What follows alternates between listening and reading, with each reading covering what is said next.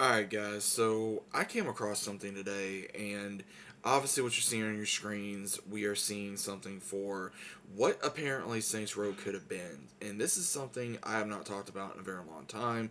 I came across it on a random article on Facebook, of all places. Then I started looking, and apparently, this was on Reddit, and there's a YouTube video out there about this where this YouTuber who I've come across before, who he apparently in 2019 he went to Violation when they were creating the new Saints Row before the 22 version came out. Now, what makes me angry is this guy apparently saw everything that this was supposed to be, and it makes me angry that we were going to be getting a better game than what we got in the last couple runs. So this is apparently what occurred. Saints Row 2022 was supposed to be Saints Row 5. We already figured that. Before executives scrapped it and rebooted it, Volition had a true sequel in development called Saints Row Cinco. Here's what fans were going to get: story and characters. Direct continuation of Saints Row the Third, SR4, recanonized pretty much Johnny Gas alive. So again, that's good. So they were going to fix 3 and 4. The boss and the OG Saints, Pierce and Shandy, etc. Okay, cool. Return to conquer Santo Ileso. Secret mission to finally confront Dex. Okay, I'm going to stop right there. That is something fans have been wanting since Saints Row 2. That is something we have been wanting since Saints Row 2, and we never got it. We got some BS simple mission of going through a sniper scope and just taking out Dex. Now, apparently, tone 80% gritty, SR2 vibes 20%, SR3 wild humor, gameplay and features. Ultor as the center enemy, not the marshals. Skill tree split into wealth, fame, and muscle. Criminal adventures, then let you customize the city itself. We've been wanting that too.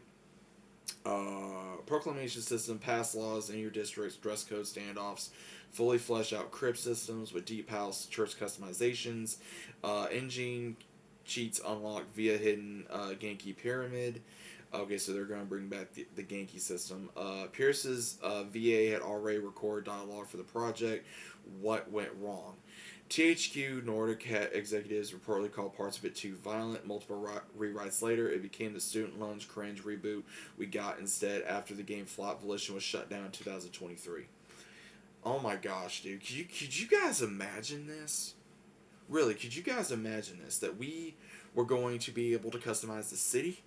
Not only where our places were, our cars, our clothes, our tattoos, everything. Still go up against Altor, even though Altor was underneath us in SR3 because we were partnered with them. I really don't see the reason why we were going to be going against, unless they were just going to redo Saints Row 3 and 4 altogether, which more than likely it seems like that's what they were going to do. And still have Pierce, Shandy, and Gat. That's all we wanted. That's literally all we wanted. And again, there's a video and appearance along one. I'm unsure if I'm going to do a reaction or what's going on, but I may do reaction. It's going to be a very long video. This is insane to me that I knew something was going on. There was a lot of rumors. There was a lot of speculation of, hey, this is not the Saints Row that we were going to be getting. This is not the Saints Row that we were going to be expecting. And no, it wasn't. It was a complete just flop between that Agents of Mayhem because nobody wanted Saints Row 2022. Yes, I bought it. I gave it the benefit of the doubt. I regret it. And it was just pure, utter chaos. Nobody enjoyed this game. From what my understanding is, no one wanted this game. And we could have had a great sequel. And I got a feeling that the original idea could have made 10 times more money than what this ever did. Because, again, coming from someone that was obsessed with Saints Row, I loved the story. I loved the characters. I loved the constant banter between these characters. As Saints Row 3 was amazing in its own right.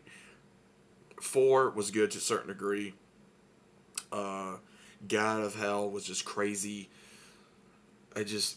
They really went off the trails, man. I really don't know how else to say it, but to have this game in development and they just trash it, and this is something that this is my first time hearing this. And I don't know what to feel about it. I really don't. I mean, it makes me upset that, you know, they thought they knew what the fans wanted and they didn't. They didn't care. And there was a lot of going back and forth of what fans wanted and people getting involved. And I really do think DEI got involved. I really do think ones like Sweet Baby Inc. and among others possibly got involved in this. If they were, I'm not 100% sure. I really don't remember, and they screwed it up. They screwed it up, and now Volition, they're out of business, and it's because they want to listen to other people rather than fans and people that cared about this franchise. And the franchise has been dead now for even before 22. I think it really died in SR3. I really do think that, because yes, I bought, you know, Saints Row 4, and I played it, and I played Get Out of Hell, but again, it just wasn't the same since 2. 2 was, you know, something that just went, you know, beyond everything. I mean, it competed with Grand Theft Auto, for crying out loud. So I don't know. I mean, I really don't have the words. To have something this close and to know that we could have had something 10 times better than what we received, and they were going to fix 3 and 4 pretty much, is what it seems like to me. Again, there's another video on this that I'm going to be reacting to, but this is crazy. But do you guys know about this? Have you heard about this? What are your thoughts on it? Let me know about it down in the comments. And what do you think about this? Let me know, and I'll see you as always on the next one.